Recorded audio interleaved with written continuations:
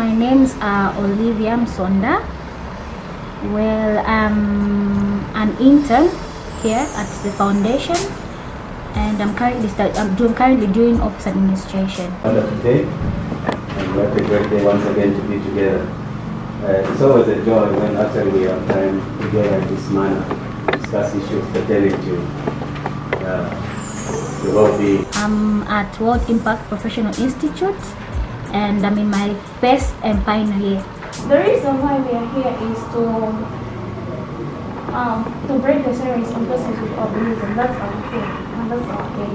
And we believe that the reason why we engaged you as policemen, we believe that when we work hand in hand with you, we can achieve our goals. So our organization is located Cairo Road, Lottie House, 8 from 811. Today we went to the police headquarters, so we had a meeting, which is called the screening at the police headquarters. So before we go into a discussion, we are going to watch a short video. This video is 15 minutes. The title is Albinism Burial. It was produced by our organization in Chipata, Eastern Province. It is one of the latest videos we have because it happened this very year, somewhere in March 2020. My role was to just take note of what was happening, to take note of what the reaction of the police officers was going to be, and just to take note of the challenges and everything, and just to make sure the meeting was okay. How do you feel first after watching the film?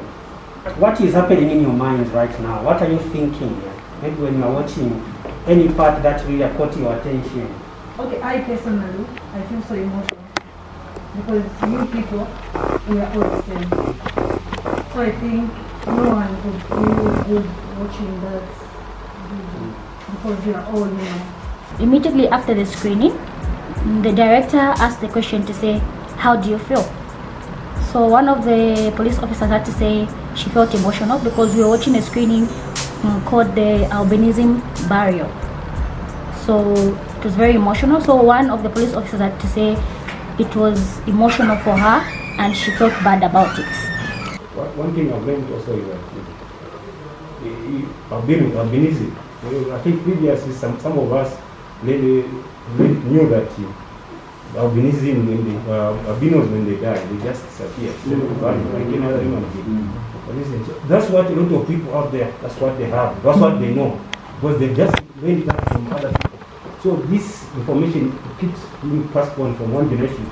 Yes, it was the first time for me, and I must say it was very, very emotional for me, and I shed a tear a bit, but... What we do is, I want us to come up with 3 activities, at least 3 programs. And these activities should be addressing the problems that we talked about. It should be an activity that will address stigma, it will address ignorance, it will address people wanting to get rich, and the activities will also address the witch doctors who are operating without being regulated. So let's start with naming the activities. What do you think should be done? What moved me was for somebody to be very heartless and to be able to have that, how can I say, guts to murder somebody in that manner, because that albinism man did not deserve that torture because he had no hands. His hands were cut off. His eyes were moved out. I don't even know how to explain it. It was just emotional for me, and it was very sad. And I don't think anybody should be killed in that manner. And unauthorized witch finders. Yeah, that's a good one. Yeah, because that's the source. The moment we cut the source, people who are giving them charms to say when you do that, when you kill an albino, you cut off his hand or the ear, you get rich. So if such people, if there is a law maybe introduced to regulate these traditional doctors, witch finders, I think even the people who want to practice that act, they will not go there, they will not have market for that. After the screening, the director asked the question to say, what problems have you really identified? As in, why are these albinism people really being killed from time to time? So one issue that was raised was ignorance. People are so ignorant about this issue. They don't even know exactly. They don't know that people with albinism are the same with us. It's just the color. Should be done is training the CIDs and officer in charge. I think he brought out training. Yeah. So that training should also be, apart from training the police officer in charge and the what they call them CIOs? CIDs. Yeah. Then there is a specific training also involving now this group that he was talking about that can be in serious investigations. Probably they also need the proper training. I was just bringing out from what you were talking. Okay, that sounds like an activity. Do we put it on? There are certain myths that say if an albinism man dies, one disappears, or they disappear. But in that screening, we were able to see that after that man was killed, he was found days after he was murdered, and his body was still there. So I don't think somebody disappears. I wanted to find out something. How are we associating witch-finders with albino killings? I wanted to find out. That's a very good question. How are we associating? Do we think that the people who kill albinos first go to witch-finders or after they go to witch-finders? What is our... why have we brought in witch-finders on killing of albinos? And that's a question I've been asked to say, do we really think they are part of the killers? Or what are they playing in this problem? Anyone would want to...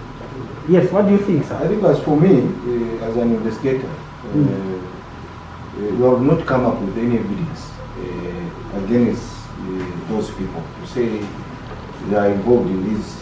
There's been a myth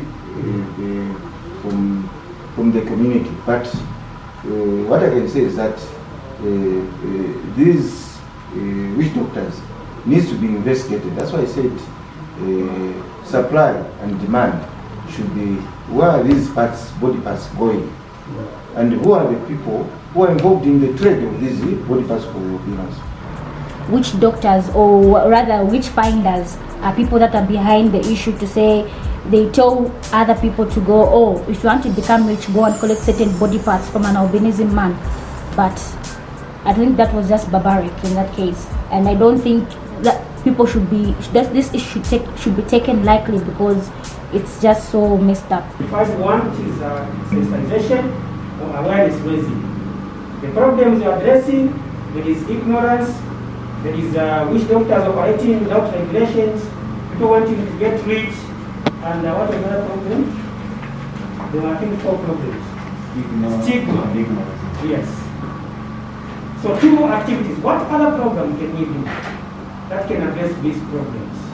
In some provincial places, I think they should put sensitization to the police to be alert, and the police and the AFZ should be working hand in hand, in a sense that they should come together to curb this issue in a way that they should put stiffer punishment. If maybe these perpetrators were to be found, they should put stiffer punishment, in a sense that if one wants to commit that act, probably 15 years or 20 years or maybe just more years in prison can be a bit scary to them. So before somebody commits that act, I feel they would think twice about it before they commit it. So I feel the police came up with an idea to say, let's put stiffer punishment to these people. For this kind of crime. So in a way, you're adding some value to say, okay, we know that there is murder already, but because this is a vulnerable group that is being murdered, and because of this vulnerability, we want to add some stiffer punishment to offenders. Is that what you are saying? Do you agree? So I feel when they put that stiffer punishment to say, okay, we're going to arrest these people, even just for life imprisonment, if they find you murdering maybe an albinism man, or maybe just getting any body parts, I think that should be very scary to them. So they said engaging the policemen. What I think should be done, the organization should work in hand with the executive and the judiciary, the law enforcers, so that the perpetrators of this crime are exposed, and the punishment actually should be known to the community, so that the would-be offenders should see that actually killing a fellow human being is something, is a serious felony, criminal offense to anybody. In fact, if that law is specific on albinos, that will send a very loud signal to everybody. And also another issue that they raised was knowing where these people keep up, where they stay, knowing where their footsteps, like just following how they move or how they relate. So for example, it would be very easy to really know if this person, maybe a sober, they stay in this certain area. So if this person is not Saoneka, you try to follow up on that issue to say Nakanda and Saoneka, Shanshan and stuff like that. So maybe it would be easy to investigate from that point. So resources and arranging programs, having programs in the media, that can be a lot of organization. Okay. How is the police going to be involved in this activity? So we have arranged these programs as an organization. We're raising awareness on albinism. We want to stop the killings. How will the police be involved? Implementing those solutions really comes in, I think everybody has to participate. The public has to participate, the AFZ has to participate, and the police have to come together. So I think unity is important with everyone. What's the difference between you and me? There's nothing. Because if I go to this person, I cut off maybe his nose or something else just to become rich, and I don't become rich. That's being ignorant. Because as far as I'm concerned, I'm not sure if that body part will make me rich or not. That's being ignorant, isn't it? So who in this case, who do you think are ignorant? Is it the criminals? Is it the people of albinism that are ignorant? Or is it, who is ignorant in this case? The criminals. The criminals. Yes. I enjoyed what everybody had to contribute. I feel there were reasonable solutions, and I feel if given time and we work on it, and the partnership really is working well, and the unity and everything, I think we can be able to come up with a solution, a better solution. They move from that ignorance level of the way they view albinos to the stage where they are informed that actually the information which they have is not true. So they move from this level which they don't know to an informed stage. Well, my experience was okay. It was fine. Nothing to be scared about because they were policemen or something. I think they were just friendly, they were social, and they were able to interact with everyone. So for me, the experience was okay. And yeah, I'm looking forward to another experience. What I'm saying is, police intensifying investigation. Then it is you people, albinos, as an association, who are crying out to the police when you have caught officers in charge and the CIOs and telling them that we are at risk ourselves. How are you helping? That is the essence of this. My words to the people with albinism, I would say, keep working hard, keep fighting for yourself, keep educating yourself, and don't look down on yourself because you're just a person like any other person. So I feel you need to have that high self-esteem to say I can do anything and I can be anything. So when you have those qualities, I think you can go anywhere in life.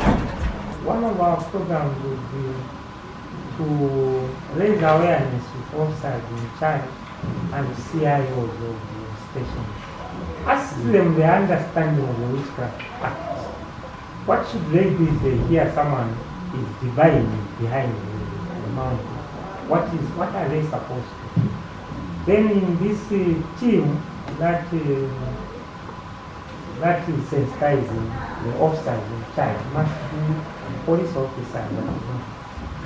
And we can as well engage maybe that, for example, in Kavu, you get a state advocate, someone who is able to interpret the law, lawyer.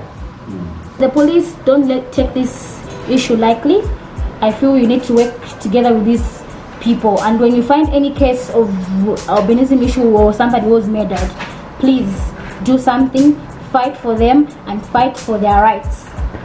Well, the organization, I'll just say thank you, because this is an organization that's really focused and forward, and this is a foundation that's really wanting to achieve more things in life, and it's a foundation that's fighting for the rights of the albinism community.